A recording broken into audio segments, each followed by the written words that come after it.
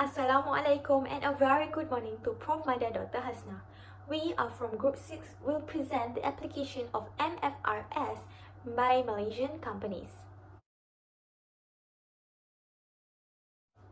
Our group member consists of Nur Shasha Shazwani binti Badaruddin 273156, Nila Natasa Chikita binti Norizam 272934, Nur Nabila binti Mat Yusof 272810, Nurul Afiqah binti Zainuddin 272800, and lastly Saidatul Aisyah binti Hamzah 273362.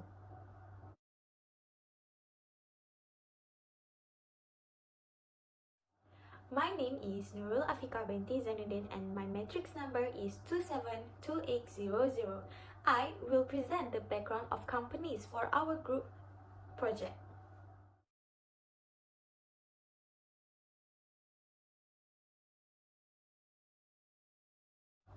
In this group project, the companies that we choose for our group are Protasco Berhad, Persona Metro Holdings Berhad, Pan Malaysia Corporation Berhad, Pastet Holdings Berhad, and PWF Corporation Berhad. The first company is Protasco Berhad. Protasco Berhad was established in Malaysia in 1991 and has its headquarters in Kuala Lumpur, Malaysia. This firm is part of the construction services industry, and now Protasco Berhad has become the largest investment company in Malaysia. On 8 August 2003, Protasco Berhad was successfully listed on the stock exchange and provided significant returns to its shareholders. Next, Persona Metro Holdings Berhad. Persona Metro Holdings Berhad is an investment holding firm based in Malaysia. The company works in 3 segments, which are building jobs, polyurethane processing, and trade. In 1996, this company has started as a subcontractor and successfully transformed the company into a prominent player in the construction industry. In the year 1999, Persona Metro Holdings Berhad attained the CIDB G7 license. Since then, the company grew from strength to strength, starting from its first drainage project exceeding 5 million ringgit Malaysia in Putrajaya.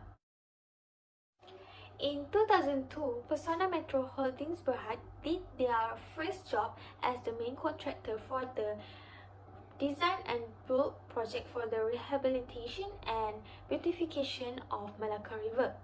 Finally, in year 2012, this company was listed on the main market of Bursa Malaysia Securities Berhad in construction sector. Thank you. Assalamualaikum warahmatullahi wabarakatuh.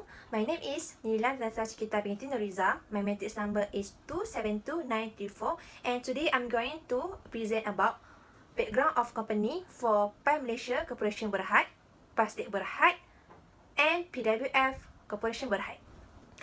Pan Malaysia Corporation Berhad established in January 9, 1963, located at number 2 Cangkang Bukit Bintang, 50200 Kuala Lumpur, Wilayah Persekutuan Kuala Lumpur. Pan Malaysia Corporation Berhad with the sector of customer product and services company, where they are famous for their chocolates and cocoa products such as Crispy and Tango. Pan Malaysia Corporation Berhad have become more successful since they are established after being listed on Bursa Malaysia on 15 August 1987. Pan Malaysia Corporation Berhad is also an investment holding company because Pan Malaysia Corporation Berhad Group, which is their subsidiaries, not only manufacturing, marketing, and distributing of cocoa-based products, but they also mainly involved in investment holding and provides management services. Pan Malaysia Corporation Berhad is also a member of the MUI Group. Since 27 October 1997, Pasdet Holding Berhad Pasdet, headquartered in Pahang, has been listed on the main board of Bursa Malaysia Securities Berhad, stock code 6912, under the property counter. The state government of Pahang, via Perbadanan Kemajuan Negara Pahang and Jasa Imani Senda Berhad, have major shareholders in Pasdet.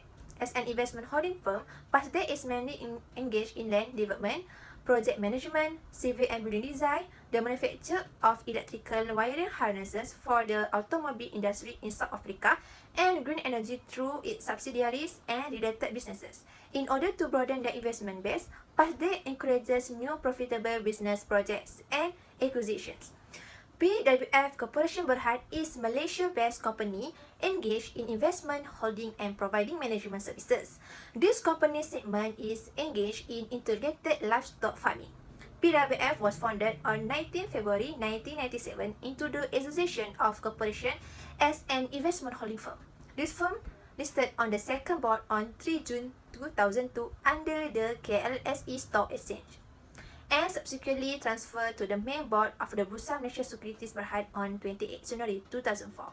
This firm in sector consumer products and services. The company division is working through integrated livestock farming. It includes the processing and marketing, livestock manufacturing of pets of animal feed, the broiler stock, and trading of stock such as broilers eggs.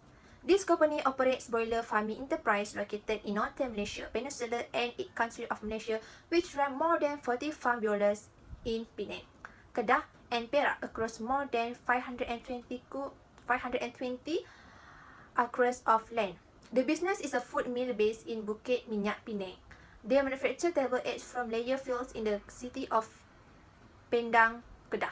More than 25 manufacturers and over 60 kinds of animal feeding ingredients, vitamins, minerals, antibiotics, and other feed additives and socials and import.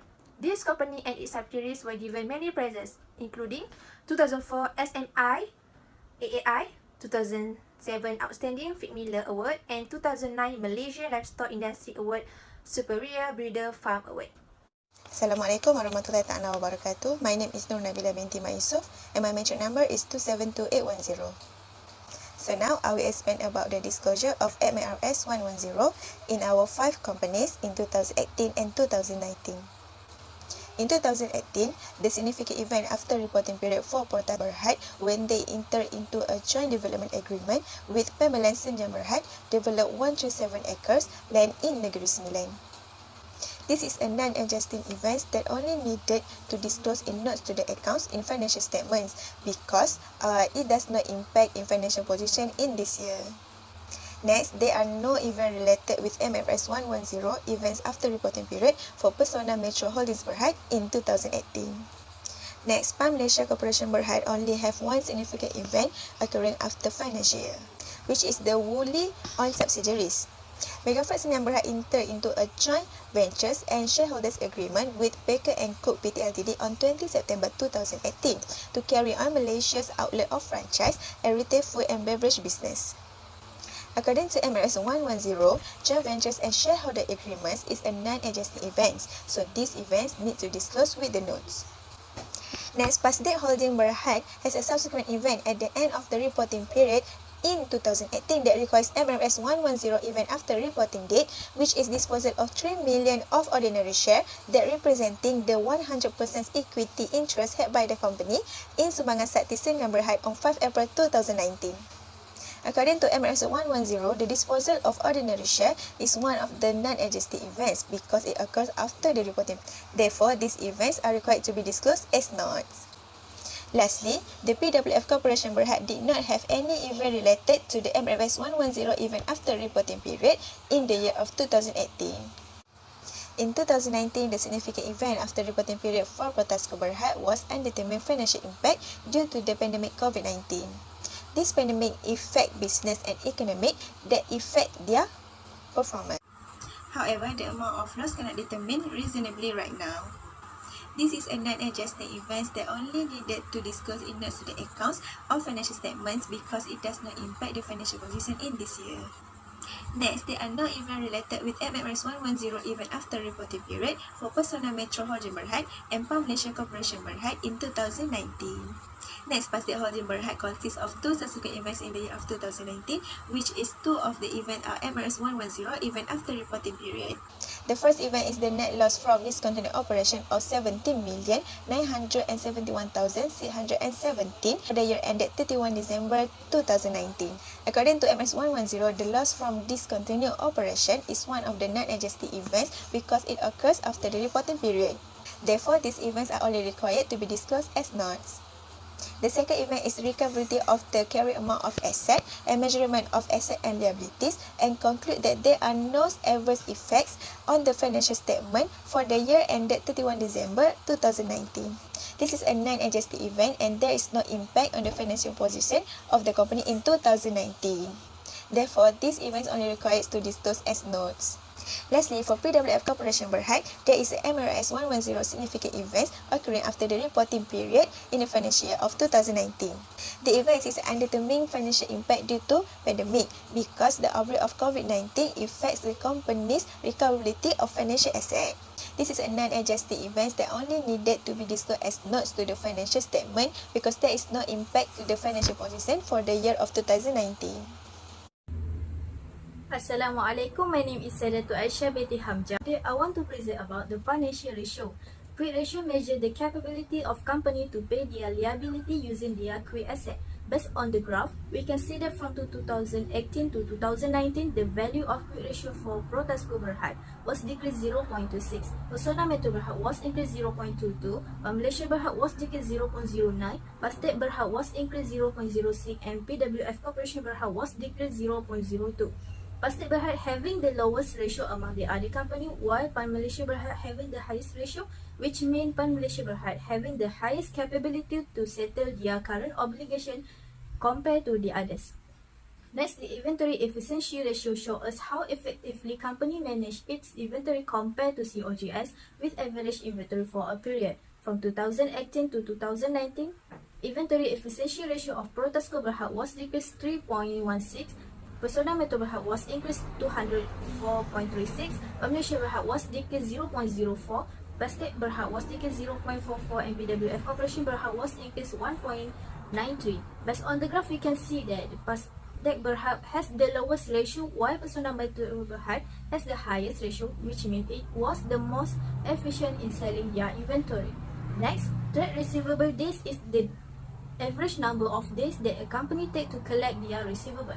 From 2018 to 2019, the trade receivable days for Protasco Berhad was decreased 6 days, Pesona Metro Berhad was increased 13 days, for Pan Malaysia Berhad was decreased 2 days, for Pastek Berhad was increased 317 days, for PWF Corporation Berhad was decreased 2 days. From the graph, we can see that Pastek Berhad was the least efficient because it takes the longest time to collect their trade receivable, while PWF Corporation Berhad was the most efficient company as it takes the shortest time to collect their receivable for both years. That's all from me. Thank you. Hi, Assalamualaikum. My name is Nur Shazwani binti Badaruddin. My metric number is 273156. For trade payable days, Pastek Holdings Berhad's trade payable days increased by the highest value among the 5 companies, which is 1,255 days, followed by Pan Malaysia Berhad, which is 3 days, while Pesona Metro Berhad decreased its trade payables by 5 days and PWF Corporation Berhad with 2 days. The sales to working capital ratio reflects the amount of operating capital needed to maintain a given level of sales. Pesona Metro Berhad did a better performance as its sales to working capital ratio increased by 114.61. Protasco Berhad increased by 0.74, Pan Malaysia Corporation Berhad increased by 0.06, and PWF Corporation Berhad increased by 9.53. However, they are decreasing in the ratio for Pastek Holdings Berhad, which is 1.31. For working capitals, Protasco Berhad increased by 11,343,000, Pesona Metro Berhad increased by 26,665,026, and Pan Malaysia Berhad increased by 1,026,000, while Pastek Holdings Berhad and PWF Corporation Berhad decreased by 1,455,000 and 425 and 4,057,120 respectively. The positive working capital indicates that the company's current assets exceed current liabilities, which means it consists of sufficient capital to run its day-to-day operations. In conclusion, from this project, we learn how to identify the events after reporting period that could affect the financial statement of the company. Besides, we also learn how financial ratio analysis is important for all company. Thank you.